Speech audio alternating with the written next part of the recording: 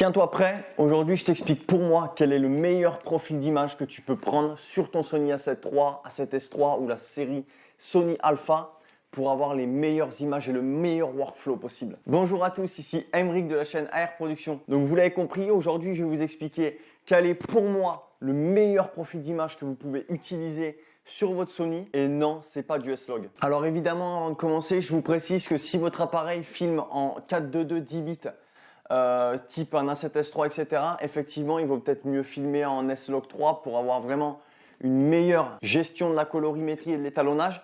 Mais aujourd'hui, je vais vous parler de tout ce qui est A7 III, A7 II, A6600, A6500, A6400. Tous ces boîtiers qui filment finalement super bien, mais qui filment en 8 bits. Parce que non, en 8 bits, moi personnellement, je vous déconseille de filmer en S-Log. Et alors, si je filme pas en S-Log, je filme avec quel profil d'image? Eh ben, je filme tout simplement avec le Cine 4. Le Cine 4, c'est tout simplement pour moi le meilleur profil d'image entre le standard et le S-Log, très décontrasté, très désaturé. En fait, vous allez tout simplement pouvoir étalonner. Alors, vous aurez un petit peu moins de latitude qu'avec du S-Log forcément, mais vous pouvez étalonner vos vidéos relativement bien sans passer 3 heures en post-prod pour l'étalonnage, etc.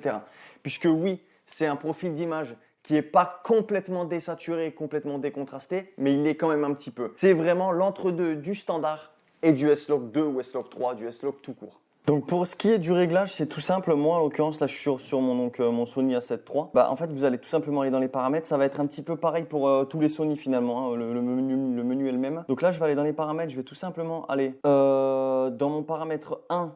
Le profil d'image. Donc là, en l'occurrence, moi, je suis en PP8. Donc voilà, ici, je vais tout simplement venir sélectionner mon Cine 4, qui est là en fait. J'ai plusieurs choix, donc moi, je vais vraiment partir sur le Cine 4, comme je vous l'ai dit. Et finalement, je ne vais pas toucher grand chose. Je vais me mettre en matrice ici ITU 709. Il y a un moment donné où je m'étais mis en pro, mais finalement, je préfère ce réglage-là.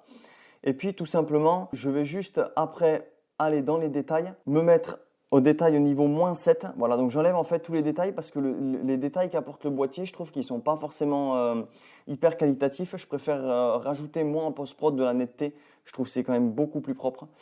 Et puis voilà. Voilà donc pour ce qui est réglage du profil d'image Cine 4. N'hésitez pas à mettre en commentaire le profil d'image que vous utilisez et sur quel boîtier.